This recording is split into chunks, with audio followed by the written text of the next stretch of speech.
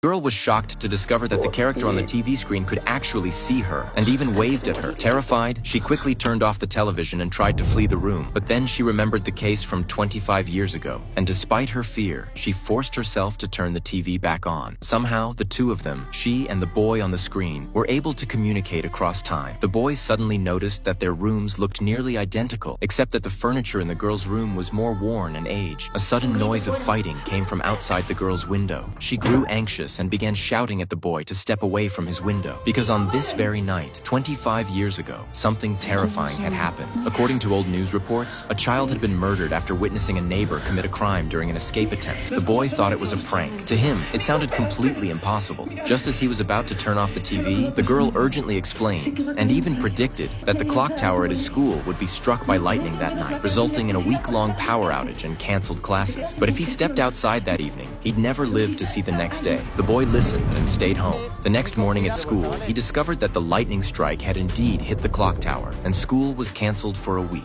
He began to recall the girl's face, sitting by his TV, waiting for this mysterious person from the future to return and explain everything. But what he didn't know was that by saving someone who was supposed to die, the girl had completely changed the course of her own life. She awoke in a hospital bed, where the head nurse reminded her that it was time for her shift. Putting on a nurse's uniform, she walked into the operating room, only to find yesterday's patient being wheeled back in. To her shock, her co-workers told her she was the lead surgeon. Vera was stunned. She had given up a medical career right after graduation to marry and raise a child, choosing to become a nurse under family pressure. Confused and panicked, she abandoned the patient and ran out of the operating room, heading straight to her daughter's school, only to be told by the teacher that she didn't know her and that there was no student named Gloria enrolled. She then rushed to her husband's office, but he too claimed not to know her and even called security to remove her from the building. Out of options, Vera went to the police to report what was happening. She feared she had become a test subject in some large-scale social experiment where everyone around her was lying to her.